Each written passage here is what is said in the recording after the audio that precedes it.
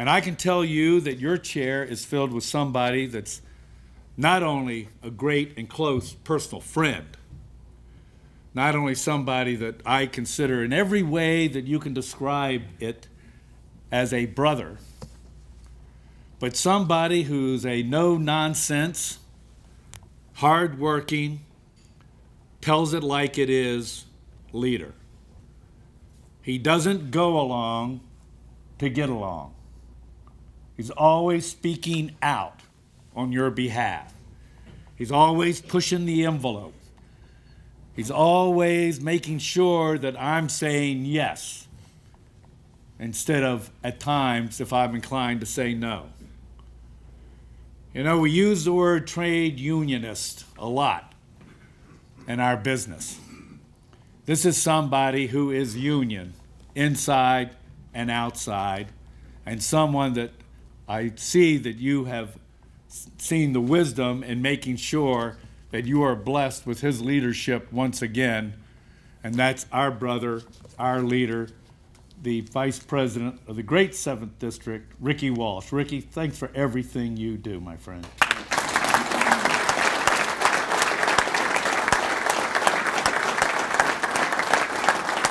And Ron, you, Tom, your team, Mike, everybody, the board. I had a chance to spend some time last night and to catch up on the challenges that you're facing and the opportunities that you're taking. And all I can say is that in the midst of a country that has seen some of the greatest attacks on workers and the trade union movement and the public sector, your work speaks for itself. You've really more than just held your own. You've been able to make sure that the legislation that would have killed your collective bargaining rights died a nice death last year. And I know that even though McCraig has decided to reintroduce that measure, 1242, this year, I'm absolutely confident that, again, your work and the work of the State Association will see it die once again. I know that in a time when things are difficult and budgets are tight, that you're also moving an agenda. And we're working hand in hand with you to make sure that when this legislature adjourns, that hopefully we will have finally put cancers and cancer presumption on the books and make sure that our people are protected going forward. And that's great work on your behalf. I also know that we've got locals that have stepped up to the plate. Greg, we just talked about, Boise, stepping up to the plate. For those out there that want to think that, we're not willing in difficult times to, if management's willing, if the political leadership is willing, then I think all too often, unbeknownst to most of the citizens, we're willing to do our part.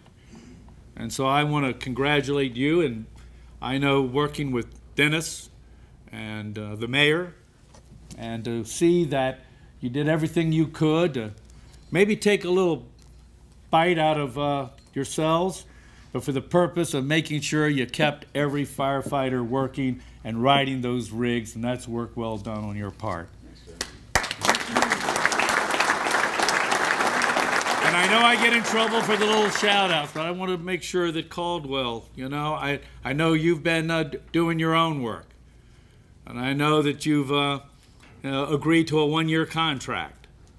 And I know that you've had to agree to provide some relief to the city. And your willingness to make some sacrifice. And I know how tough that is to do in our union. And to explain to a membership what your goal really is.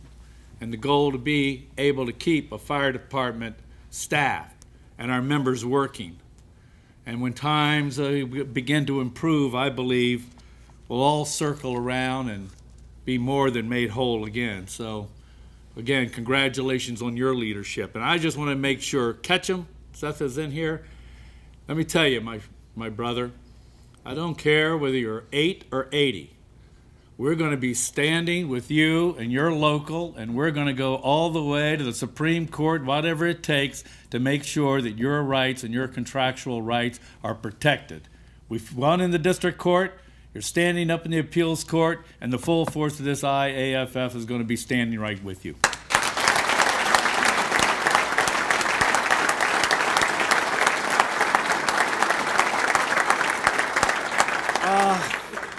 Listen, I don't want to wear you out, although I know I can, and sometimes I do.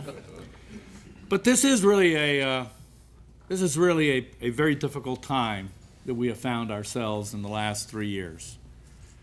You know, as we're meeting and we're talking about the challenges that we're facing, there's no getting away from the fact that, you know, this country experienced nothing less than the worst economic crisis that we've ever experienced, at least going back to 1929, 1930. This really was the verge of a depression and will always be, unfortunately, remembered as the Great Recession. It's been a harrowing period of time for our country and citizens. You know, we've watched millions of workers losing their jobs, 16 million at one point, and thousands of our own being laid off, sent home to tell a spouse or a family, I lost my job today. Now, this has been a really tough time. It was like the perfect storm coming together with an economy that crashes, a stock market that literally goes into the tank, 14,000 to 6,500. It doesn't just destroy your personal savings and affect your 457 plans.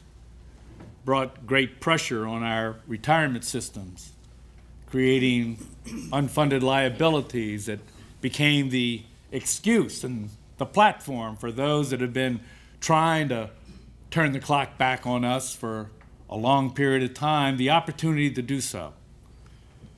You know, we watch predatory lenders, sickening in my view.